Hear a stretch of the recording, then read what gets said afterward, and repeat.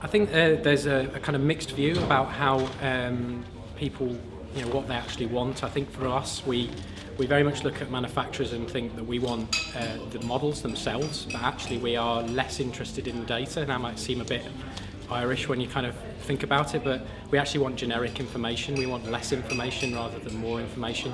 The information that we're trying to produce is design information. And so if you look in PAS 1192 Part 2, it describes generic and manufacturer's data. The data that people kind of get confused about is that manufacturer's data actually needs to be for the FM purposes, and that's at the end of the project rather than during the project.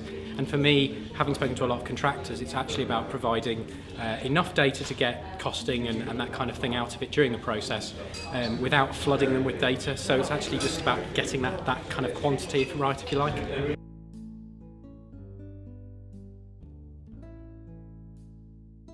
Well, again, for us, specifying them, I'm a BIM manager, an architect by training, but for me, if I went to an architect and said you can only specify these manufacturers because they create content, and they said, well, I want to use a different product, I would get thrown out of the room. So in an ideal world, yes, we'd be using all BIM content and that would be the way we'd go, and that's the way we want it to move. But the reality is that it comes down to the best specification and the best product, and that's what we want to choose.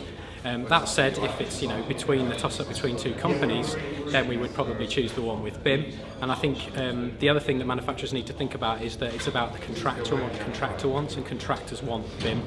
So rather than the architect wanting BIM, it's what contractors actually want, and clients ultimately.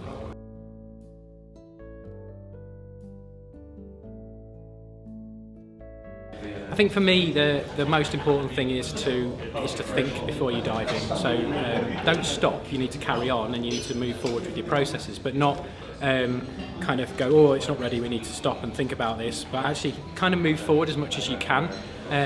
But I think a lot of manufacturers think that it's one particular piece of software. They've heard of the Revit word, or the R word as we like to call it, and they think that is BIM, and they advertise that as BIM, and actually there's multiple formats out there. So I think they need to understand that there are these multiple formats, that data requirements are going to change dependent on projects, and they kind of need to be flexible.